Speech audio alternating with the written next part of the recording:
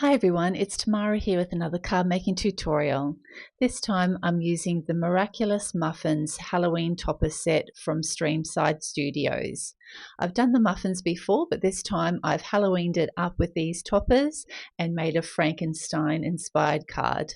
So let's get started. I've printed out my image and sentiment onto some Copic XPress cardstock and cut it out using a stitch rectangle die. And I'm going to be doing a little bit of ink blending at the back, so I also printed it out onto some masking paper, and I'm just going to fussy cut around the image to get a little mask for our Frankenstein muffin. I've sped this up a little bit as I'm a very slow fussy cutter, but just make sure when you are fussy cutting out, move the paper and not your scissors. It makes it so much easier when you're fussy cutting to actually be moving the image or the paper itself rather than the scissors. So I'm just going to go around that final bolt, then around the muffin and cup, and then we're good to go to put this on our image. I like to work from one end and go to the other, so I'm just placing that bottom down, making sure my bolts are lined up with the image, and we'll just give that a really good press down so it's nice and secure when we go to ink blend. Today I'll be using my Distress Oxides in Black Soot, Twisted Citron and Squeezed Lemonade. Now, as I'm going to be ink blending over Copic XPress cardstock, I will be using my blending brushes today because I find it does work a lot better on that Copic XPress smooth cardstock. Now I use these blending brushes the same way I do with my Ranger Dome applicators, just working in circular motions and working between the colours until you get a nice smooth blend between each one. So I've got my squeezed lemonade at the bottom, so that makes sure that we can see our little sentiment trick or treat. And then I've got the twisted citron in the middle and finishing with that black soot up the top. Now, because the black soot's so dark, I always like to just go in a little bit first and then add more later because it's easier to add more than take it away. So now I'm just going to work between that black soot and the twisted citron until we've got a nice kind of smooth blend between those colours, and we'll set that aside to dry. Now I did get a bit of my black soot onto the pad of my twisted citron, so I just use a paper towel to give that a wipe and get rid of that so that it's not there for the next time I use my twisted citron. Now I'm just going to leave my mask in place, and I'm just going to do some splattering with this ink. I'm going to be using some black ink today, so I've got out my little box and the black ink from my watercolor colors. I'm making sure I'm putting a good amount of water there, and I do leave it a little while to soak in before I actually come in and do that. Now I do add a little bit more water. Again, I just give it a little bit of time and then come back and finish those splatters off, making sure I've got a nice amount of coverage, and we'll set that aside to dry once we've got all our little splatters in place. Now that that's dry, I'm just going to use my pickup tool to get our mask lifted up. So I'm just kind of working in one corner and then slowly pulling that mask off. And now we've got our image perfectly ready to go for colouring. Now I will be displaying all the colours in that top left hand corner, but they will also be written in the description box below. So I've just gone in with my lightest colour just to work out where my shadow was going to be, and then brought my darkest colour in. So obviously that icing is going to be throwing quite a shadow over our little muffin. So I'm going to be working out from the darkest to lightest, and obviously where the light's going to be hitting that muffin at the bottom there, away from that icing. Now we'll start on our little cupcake holder. Now obviously all our little cupcakes have kind of like a little fold as it kind of curves in, so obviously that's going to be more in shadow. So I'm just going in with my lightest color and just making sure I'm marking out where all of those will be before bringing my darkest marker in. So my darkest marker in this set will be my C9, and I did miss one there, so I'm just going back in. So I'm just kind of following along the lines of the artist drawn lines on our cupcake holder, just coming down. So you don't have to be perfectly straight because obviously we will be blending this out with other markers. The next marker in our set will be C7, so we're just going to kind of work either side of that C9 to get that blended out. Obviously it will still be quite in shadow with that C7, and then we'll be building out to that lighter colour where the light will be hitting it on those raised sections. And we're going to blend that out with the C5, and again just working either side of the C7 to blend that out, and just working kind of like little flicking motions so that we get a nice smooth blend between each of the colours. Now I'm going to reinforce that shadow, so I'm bringing the C9 back in and going back over those initial lines that we did. So we want to make sure we've got a nice amount of contrast between these colours. Now we'll again blend that out with the C7 either side of that C9. Just making sure we do either side so it blends out with our C5 next. So we're just still leaving that little bit of white cardstock, which we're going to put our lightest colour in as our highlight colour. And we'll bring back in that C3, and this is our final colour, which is going to be that like bright highlight where the sun's going to be hitting that cupcake holder. Again, we're just smoothing out the blend between that C5. You can see just all the shadows that throws to give your cupcake holder nice dimension. Now you don't have to do this, like it was showing quite a lot of dimension with that Copic colouring we did, but I just wanted to kind of reinforce it, so I'm actually going to be using some pencils to go over this shadowy portion, blending out to our lighter color with some pencils. So I'm actually using some cool pencils to match in with the cool markers that we did, and again I'll have all of these listed in the description box below. So I'm just blending out that darkest C marker with my cool 70. So the first one was a cool 90, and rather than use black, I like the cool grays because they give you a lot of dimension but just are not too dark to blend this out. So just again working in circular motions with your pencils so that you get a nice smooth blend. Now the final color that I'm going to be using is my C50%, so cool 50%.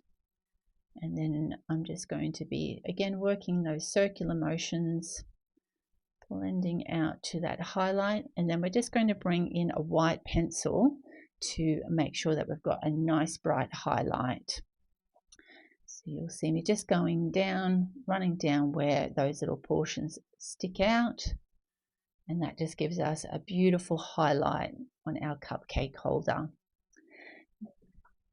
Now for the cupcake itself, I'm going in with my lightest color, my YG21, to blend it out. So I was just kind of working out where the icing will be throwing a shadow. So I'm kind of got the icing kind of going around, then coming down, and so overshadowing where that icing is down the bottom. And obviously those little pieces as they come up and around at the top. Now for my dark color, for my shadow, I'm going to actually be using a C9 marker again, so the same marker that we used down below. Just thought I'd try and keep in with the same kind of coloring that we've got, so you're not having to grab out too many colors. And obviously those eyes will also be throwing a bit of a shadow underneath, so you want to make sure you do that so that they actually look like they're set into that icing and not just sitting on the outside of it. Now my darkest YG marker is going to be YG99, so I'm just going to blend over that C9, blending out into the white cardstock so that that C9 is not as stark and just blends in as the shadow. So I'm just working in little circular motions and little flicking motions so that we get a nice smooth blend between all our colours. And we see where that throws over and curls around. Our next marker that we'll be using is YG17. So I'm just kind of going out at the bottom of where that is to get a smooth blend out into our white cardstock. And just leaving a good portion of that white cardstock so that it shows through at the end once we've finished our colouring. And obviously where that folds over, we'll have a bit of a shadow there. Then flicking up, I just wanted to go up a little bit higher where obviously that top portion of icing will be, which actually doesn't really have anything shadowing it, but obviously we want to make sure that there's a contrast there. Our next colour is YG25, so we're just going to blend out that YG17, just slowly eating away into that white cardstock and our highlight. Again, just little flicking motions so that we're getting a nice flicked and smooth blend. And then up and around where these little curves are. And our next colour will be YG23. Again, just flicking down and out where that eye comes up. Won't forget that side. And then around these little curves again. Just leaving that small highlight on each of those. Now I'm going to bring in the YG21, but I'm going to come in again and go over all of those colours once more so that we do make sure that we've got a nice smooth blend, because they are quite strong colours. So I'm just going to again leave that white cardstock and we'll actually fill that in. Now I'm not going to go back in with the C9 because I think we've got enough shadow there, but I will be going back in with the YG99. And then once we go through all these colours, I will fully complete that white section with that lightest YG21, and that should keep that a lot brighter because it will only have the one layer of colour over the top. So now we're just going to blend that YG99 out with the YG17. And just flicking out into that already coloured cardstock. You can just see the nice smooth blend we're getting by going back over these colours again. And just flicking out. Just take your time, just do it in little sections. So you could just do the base section and then come up and do the top section later. But I found just using the same colours, it's just as easy to go through all of that together, making sure we're putting a contrast for that top one. And next colour again is the YG25. Working that 17 out. And so obviously it'll be a little bit shadowed in here where those eyes are sitting. And then we'll go around our little curves up into our highlights. Our YG23 is next. And now we can then go in with our final colour for that full colouring of that white cardstock with our YG21. Not sure if colouring is the word, but you know what I mean. So our final colour, the YG21 now, and we'll colour all that cardstock. But you can see just how much of a brighter spot that is where that colour now sits over that white cardstock with just the one layer. So I'm just going to go over that one again and finish off with our top swirls. Now again, you could be happy with that and just leave it with the Copic markers, but I'm actually going to be using again some pencils just to reinforce those shadow areas going out to our lightest colour. So I'm only just going to slowly work out around that shadow area. So I'm not actually going to put any light colours out where our lightest colour is, because I'm really happy with that brightness that we've got. So I'm just going to be working in little circular motions and then just slowly kind of peter out once we get to that lighter cardstock, so that it is just a nice smooth transition between the pencil and the Copic colouring. So you can just see, just work in little tiny circles to blend out each of those colours together. And our final colour that we'll be using will be listed in the description box below.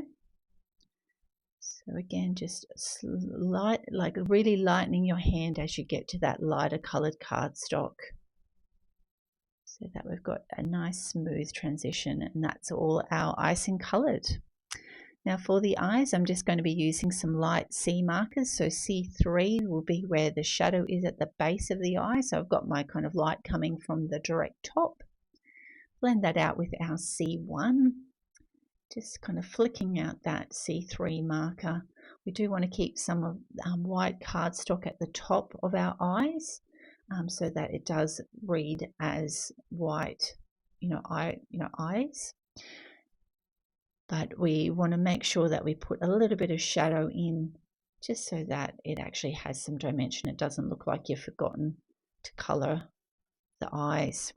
So I did finish off with a BG000 marker. Now for the irises, I'm going to use the same colors as what I did for the icing, but we'll just keep it all simple and use the same colors.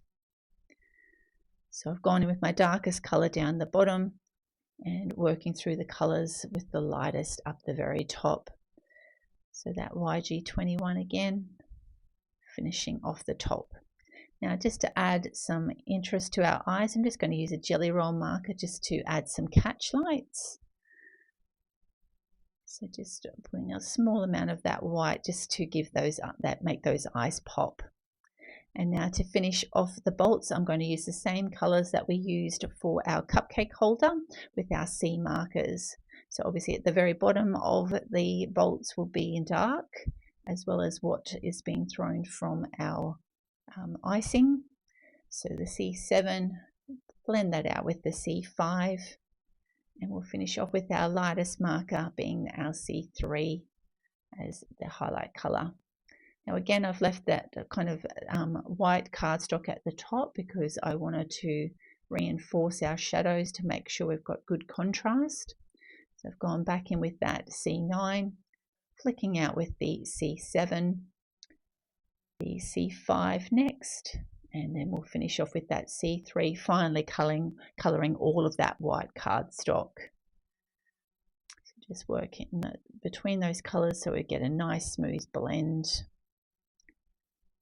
Now with that sentiment, it was actually a little bit faded with the ink blending, so I'm just using that grey marker, the darkest grey that I used for the cupcake holder, just to go over that sentiment to make it pop a little bit more again. So you don't need to do this because you could read that sentiment, but I just wanted to make sure that it's not lost there. So going over it is easy enough to do with a nice sharp pencil. And I do like to keep my pencils nice and sharp. So I have cut and scored a green card base, and I've put some glue on the back of our panel.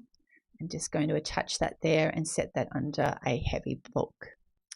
And this is the finished card for this tutorial. I just love these little Halloween toppers. You can just create so many fun little Halloween cupcakes on any of your cards. I hope you've enjoyed this card making tutorial. If you have, please hit the like button, and if you'd like to see any future videos, make sure to hit the subscribe button. Thanks so much for watching. Have a great day. Bye.